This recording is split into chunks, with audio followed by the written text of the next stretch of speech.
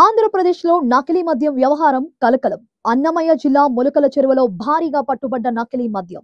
కాసుల కోసం కక్కుర్తిపడి ప్రజల ప్రాణాలతో చెలగాటం. టీడీపీ నేతలే దొంగలు.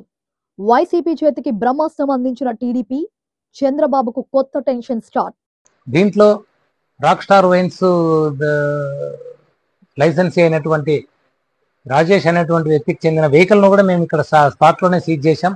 అదే బెల్ట్ షాప్ తోలుతూ ఉంది టాటా బడా దోస్త్ అని. ఇంకా 2 మోటార్ సైకిల్ కూడా సీజ్ చేయడం జరిగింది.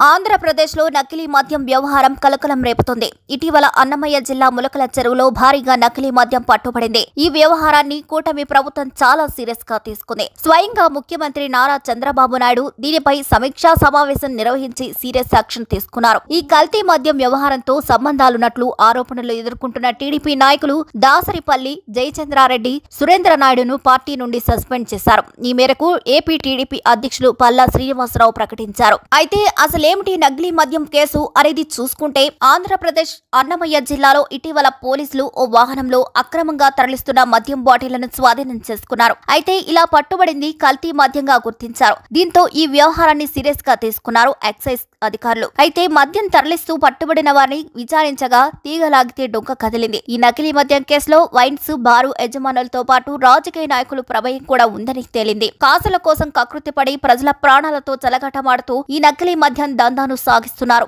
ఈ వ్యవహారంలో ప్రధాన సూత్రధారి అద్దెపల్లి జనార్దన్ రావుగా గుర్తించారు. విజయవాడలో అతడిని ఓ బార్ ఉన్నట్లు అధికారులు తెలిపారు. ఇలా మద్యం షాపుల్లో ఉన్న అతడు తమిళనాడు, ఒడిశాకు చెందిన వారి సహాయంతో ములకల చెరువులో నకిలీ మద్యం తయారీ చేపట్టాడు. నకిలీ లేబుల్స్ తో పలు బ్రాండ్లు పేరిట కల్తీ మద్యం తయారు చేసి ములకల చెరువు, రాక్ స్టార్ వైన్స్, పెద్ద తిప్ప సముద్రం, ఆంధ్ర వైన్స్ లో విక్రయిస్తున్నట్లు తేలింది. ఇక ఈ నకిలీ మద్యం బాటిళ్లతో పట్టుబడిన వాహనం ములకల చెరువు రాక్ స్టార్ వైన్స్ యజమాని రాకేష్ దిగా పోలీసులు గుర్తించారు. ఈ కేసులో ఇప్పటికే 14 మందిని గుర్తించి 10 మందిని అరెస్ట్ చేశారు ఎక్సైజ్ పోలీసులు. ఇక ప్రధాన నిందితుడు జనార్దన్ రావు ప్రస్తుతం విదేశాల్లో ఉన్నట్లు గుర్తించారు. ఈ నకిలీ మద్యం వ్యవహారంతో ప్రమేయం ఉన్న వైన్స్ లను సీజ్ చేశారు. అలాగే 2 టీడీపీ నాయకులను సస్పెండ్ చేశారు. గత ప్రభుత్వం మద్యం అమ్మకాల విషయంలో భారీ కుంభకోణానికి పాల్పడిందని కూటమి ప్రభుత్వం ఆరోపిస్తోంది. ఈ వ్యవహారంలో వైసీపీ ఎంపీ మిథున్ రెడ్డితో పాటు మరికొందరు సీనియర్ నాయకులను కూడా అరెస్ట్ చేశారు. ఇలా లిక్కర్ స్కామ్ వివాదం కొనసాగుతున్న సమయంలో నకిలీ మద్యం వ్యవహారం వైసీపీ చేతికి అస్త్రంగా మారింది. గత ప్రభుత్వంలో మద్యం కుంభకోణం జరిగిందంటూ ప్రజలను తప్పుదారి పట్టించి ఇప్పుడు నారా చంద్రబాబు నాయుడు భారీ అవినీతికి పాల్పడుతున్నారంటూ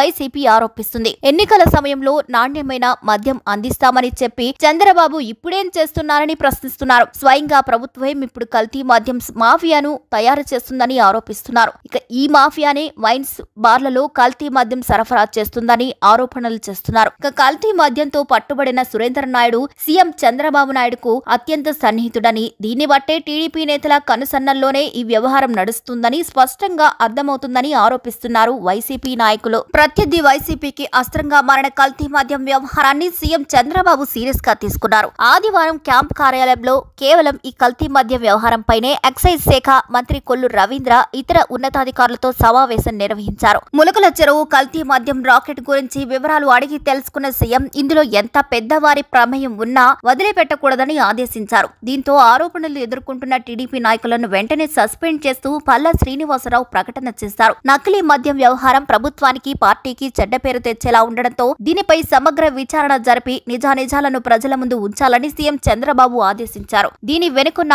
ఆర్థిక లావాదేవీలు, సరఫరా నెట్వర్క్ గురించి ప్రజలందరికీ తెలియాలని, నిందితులను కఠిన శిక్షలు పడేలా చూడాలని ఆదేశించారు. ఇకపై రాష్ట్రంలో కల్తీ మద్యం అనే మాటను వినిపించకూడదని సీఎం చంద్రబాబు నాయుడు ఎక్సైజ్ శాఖను ఆదేశించారు. ఏది ఏమైనా రాజకీయ నేతల అధికార ధనదాహానికి సామాన్యుడికి తిప్పలు తప్పవు అనేది మాత్రం స్పష్టమవుతుంది. మరి ఈ లిక్కర్ స్కామ్ లో అసలు తప్పు ఎవరిది? వైసీపీదా లేక టీడీపీదా? మీ అభిప్రాయాన్ని కామెంట్ చేయడం మర్చిపోవద్దు. మా వీడియో నచ్చినట్లయితే లైక్ చేయండి, షేర్ చేయండి, సబ్స్క్రైబ్ చేయండి.